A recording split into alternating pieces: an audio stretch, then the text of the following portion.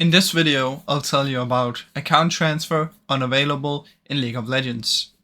Now, if you head over to the store right here, and then you click on account, if you cannot transfer right here, if it doesn't show you the transfer options, or if you get a little text message here saying transfers unavailable, it basically means that there's some update going on with the League of Legends.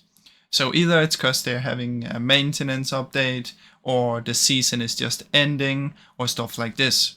So you basically just have to be patient and wait a little bit.